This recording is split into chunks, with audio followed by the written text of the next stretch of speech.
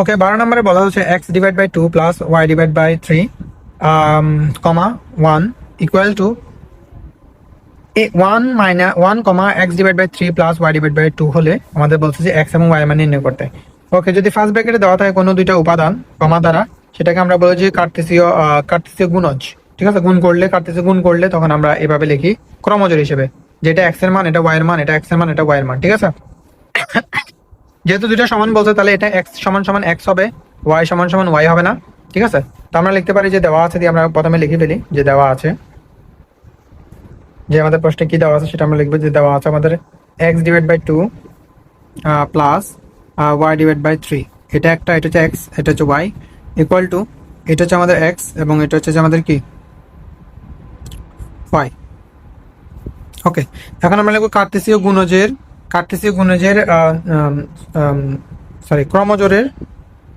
ক্রমজোরের নিয়ম অনুসারে।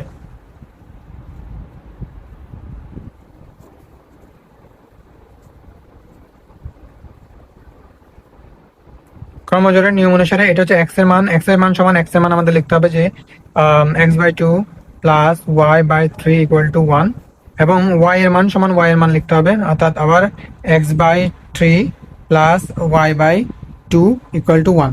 ঠিক আছে, এটাকে আমরা 1 নম্বর সমীকরণ বলি, এটাকে আমরা 2 নম্বর সমীকরণ বলি। ঠিক আছে, ওকে, এটাকে আমরা 1 নম্বর সমীকরণ বলবো, এটাকে আমরা 2 নম্বর সমীকরণ বলবো। এক্স এর সমান এক্স, ওয়াই সমান ওয়াই। ঠিক আছে, ক্রমজোরের নিয়ম অনুসারে। ওকে, তো আমরা প্রথম সমীকরণ নিয়ে কাজ করি। যে প্রথম সমীকরণে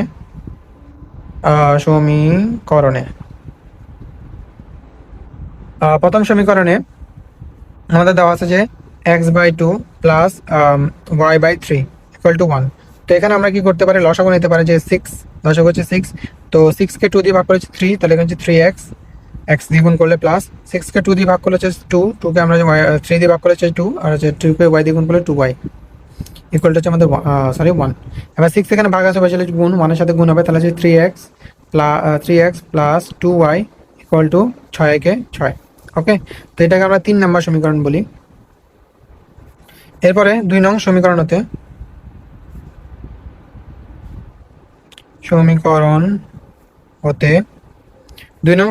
আমরা এটা পাই যে x by 3 plus y by 2 equal to 1।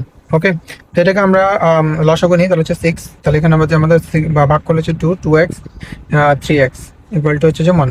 এবার আমরা কি করি, 6 পাশে ভাগ আছে, বসলে গুণ, তাহলে 2x plus 3y equal to হচ্ছে যে আমাদের 1। এটাকে আমরা 4 নম্বর সমীকরণ দিই। ওকে, এবার এই 3 নম্বর সমীকরণ এবং 4 নম্বর সমীকরণতে আমরা এক্স বা এবং ওয়াই এর মানটা বের করে নিব। ঠিক আছে, তো এটাকে আমরা প্রতিস্থাপন পদ্ধতিতে করতাম, কিন্তু এখানে আমাদের কোনো রাশি মিল নেই। একটাতে 3x, একটাতে 2x, একটাতে 2y, একটা 3y দেওয়া আছে। ওকে, এবার আমরা মিলানোর জন্য আমরা অপনয়ন পদ্ধতি ফলো করব।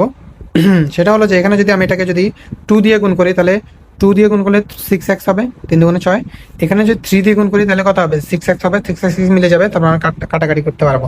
তাহলে আমরা লিখবো যে 3 নং সমীকরণকে 3 নং সমীকরণকে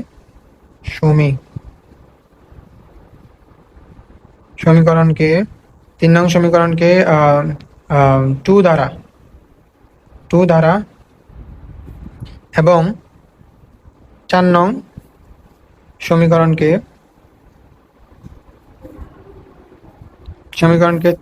3 দ্বারা গুণ করে বিয়োগ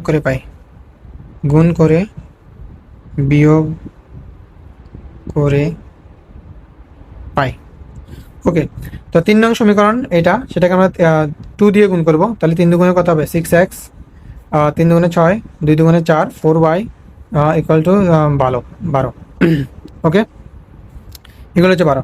এবার এটাকে আমরা 3 দিয়ে গুণ করব, 3 দ্বারা গুণ করব 4 নং সমীকরণকে। 3 দুগুণে 6, 6x প্লাস হচ্ছে যে আমাদের 6y ইকুয়াল টু, এখানে হচ্ছে আমাদের কত, এখানে 1 লিখছি না ভুলে, 6 কে 6, এখানে 6 হবে, তাহলে এখানেও 12।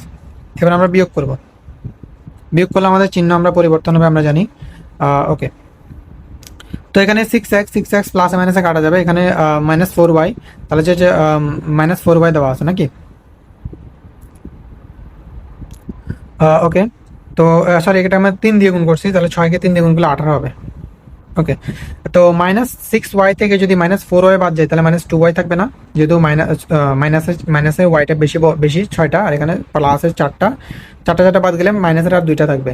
আর এখানে -18 থেকে যদি আমরা 12 বাদ দিই তাহলে হচ্ছে -6, এই -2টা পাশে গুণ আছে, ওই পাশে কি হবে ভাগ, তাহলে y ইকুয়াল টু হচ্ছে -6 ডিভাইড বাই -2, কাটাকাটি করলে হচ্ছে যে আমাদের y ইকুয়াল টু কত, y ইকুয়াল টু হচ্ছে যে আমাদের আম, আম,